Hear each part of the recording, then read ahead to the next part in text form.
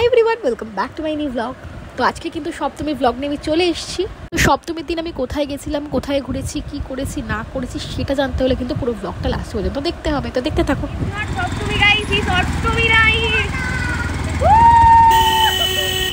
তো প্রথমেই আমরা বাইক নিয়ে বেরিয়ে পড়েছিলাম ঘুরতে। পুজোর আমেজ তখন চারিদিকেই, রাস্তা জুড়ে আলো আর উচ্ছ্বাস।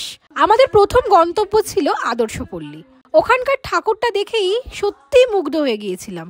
পুরো প্যান্ডেলটাই সাজানো ছিল ঋত্বিক ঘটকের সিনেমাগুলোর ওপর। মেঘে ঢাকা তারা, অযান্ত্রিক, সুবর্ণরেখা, এমনকি কোমল গান্ধারের ছোঁয়াও ছিল কোথাও কোথাও। প্রতিটা কোণ যেন তার সিনেমার ফ্রেম। সত্যি বলতে কি, ওই মুহূর্তেই বুঝেছিলাম এবছরের পুজোটা কিন্তু একদম আলাদা কিছু হতে চলেছে। এরপরে কিন্তু আমরা আরো কয়েকটা সুন্দর সুন্দর ঠাকুর দেখে নিয়েছিলাম। তারপর আমরা ভেবেছিলাম একবার রাতের কলকাতাটাকে দেখবো। তো যেই ভাবা সেই কাজ। ঘুরতে ঘুরতে আমরা কিন্তু পৌঁছে গেছিলাম ভিক্টোরিয়ার সামনে। তো ঘুরতে ঘুরতে আমরা কিন্তু ভিক্টোরিয়া চলে এসেছি। দেখো গাইস, তো প্রায় কিন্তু ভোর হয়ে এসছে। দেখো একটু একটু আলো ফুটে গেছে। তো এবার আমরা যাবো আবার প্রিন্সেপ ঘাট।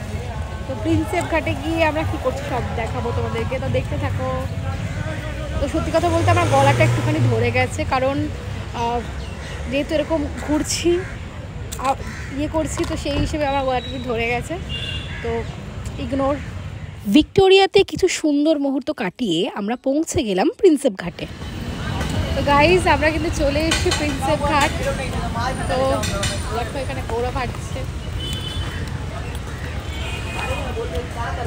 অনেক ঘুরে নিয়েছি আমরা, অনেক, এত ঘুরে নিয়েছি কি আর বলবো, তাই তো বাবা? কত ঘুরেছি আমরা? অনেক, কত অনেক। গঙ্গার পাড়ে গিয়ে মনে হচ্ছিল সব কোলাহল যেন থমকে গেছে। গঙ্গার স্নিগ্ধ হাওয়া, আলোয় ঝলমলে জল আর সেই শান্ত পরিবেশ, সব মিলিয়ে মুডটা একেবারে অন্যরকম হয়ে গিয়েছিল। তো এবার আমরা কিন্তু যাচ্ছি একটু কফি খেতে, বিকজ সারা রাত ঘুরেছি, তো একটু মাথা ধরে গেছে, তো কফি খাবো। আমরা যাচ্ছি এবার কফি খেতে। এরপর আমরা চলে গেলাম গঙ্গার পাড়ের একটা ছোট্ট চায়ের দোকানে। আসলে আমরা যখনই এখানে আসি তখনই ওই দোকান থেকেই কফিটা খাই। এরপর চা আর কফির অর্ডারটা কিন্তু আমরা দিয়ে ফেলেছিলাম। তো একটু পরেই একে একে সবাই নিজেরটা নিয়ে নিয়েছিল। আমি আর গৌরব নিয়েছিলাম কফি, আর বাকিরা নিয়েছিল চা। কফির কাপ হাতে বসেছিলাম গঙ্গার ধারে। গঙ্গার স্নিগ্ধ হাওয়া, ঢেউয়ের শব্দ আর আলোয় ভরা জল, মনে হচ্ছিল শহরের সব ক্লান্তি যেন এক মুহূর্তে মুছে গেল। আমাদের প্রিন্সেপ ঘাট ঘোরা হয়ে গেল, এবার আমরা যাচ্ছি বাড়ির দিকে।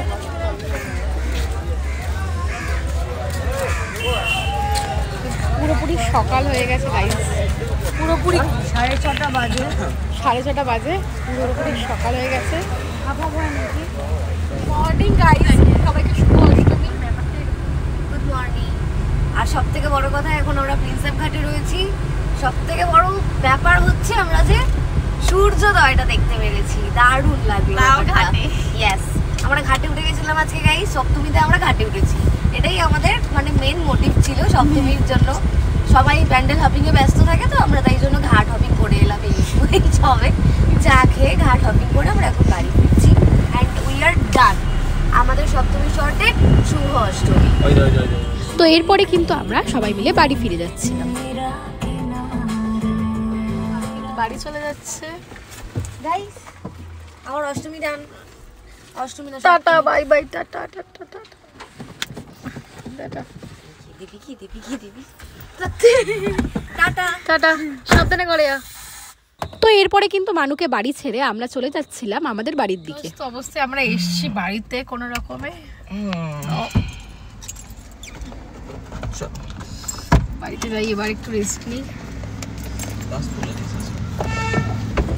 এরপর আমরা বাড়ি পৌঁছে গিয়েছিলাম, কিন্তু কলিং বেলটা বাজাইনি, কারণ আমার বাবু তখন ঘুমাচ্ছিল। ভাবছিলাম এখন মাকে কিভাবে ডাকবো। হঠাৎ দেখি বাবু নিজেই বাইরে চলে এসছে। সত্যি বলতে জানি না কিভাবে বুঝে গেল আমরা এসছি। হয়তো এটাকেই ভালোবাসার টান বলে। আমাদেরকে দেখে বাবু একদম পাগলের মতো করছিল। যতটা খুশি হয়েছিল ততটাই কিন্তু রাগও দেখাচ্ছিল, কেন আমরা ওকে ঘুরতে নিয়ে যাইনি তাই জন্য। সত্যি বলছি, তোমরা ওর রিয়াকশনটা জাস্ট একবার দেখো, ও ঠিক কি কি করছিল আমাদের সাথে। চলো মাম্মা, চলো চলো। ও বাবা, ও বাবা, আচ্ছা আচ্ছা আচ্ছা, নেবো নেবো নেবো নেবো নেবো, চলো চলো চলো, নেবো নেবো নেবো, এক্ষুনি নেবো, চলো। এই তো এই এই এই এই এই এই তো এই তো এই তো এই তো ও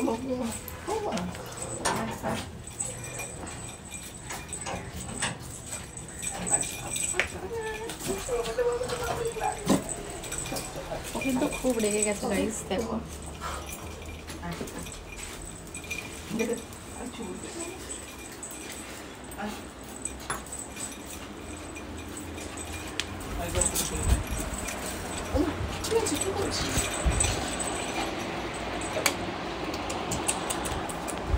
আমরা কিন্তু বাড়িতে ঢুকে গেছি।